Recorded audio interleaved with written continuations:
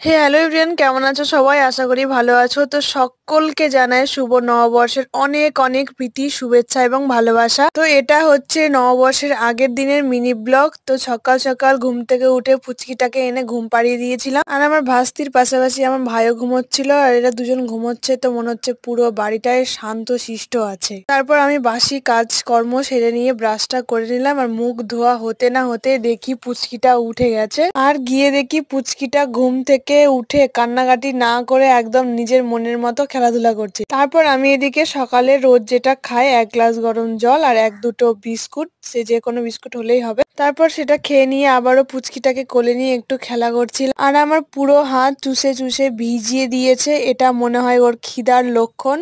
আমার ভিডিও যারা মা কাকিমা দেখো তারা অবশ্যই কমেন্ট করে জানিও যে এটা বাচ্চার খিদার লক্ষণ কিনা। তারপর পুচিকে দিয়ে এসে আমিও বসে গেছিলাম ব্রেকফাস্ট করতে, আর আজকে ব্রেকফাস্ট একদম ফাটাফাটি ছিল। ছিল গরম গরম ফ্যান ভাত, কাঁচা লঙ্কা পেঁয়াজ দিয়ে আলু সিদ্ধ ভাজা, একটা ডিম, কাঁচা লঙ্কা, আর তার সাথে ঘি। আমার তো ঘি দিয়ে গরম গরম আলু সিদ্ধ ভাত খেতে বেশ লাগে। তোমাদের কাদের কাদের ভালো লাগে অবশ্যই কমেন্ট করে জানিও।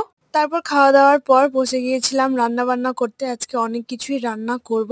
আর কালকের দিনটা ছিল আমসত্ত্বের দিন, বাট আমাদের আমসত্ত্ব বাড়ানো ছিল না। অনেকের থাকে আবার অনেকের থাকে না, তবুও 5 রকমের ভাজাভুজি করেছিলাম। তো চলো দেখা যাক কি কি রান্না করেছি। প্রথমে ছিল সাদা ভাত, আর এদিকে ছিল 5 রকমের ভাজা, যেমন সজনে ভাজা, বেগুন ভাজা, ডুমুর ভাজা, আর একসাথেই করেছিলাম করলা ঢেঁড়স ভাজা। তারপরে ছিল ডাল, আর ছিল আমের চাটনি, পটল আলুর তরকারি।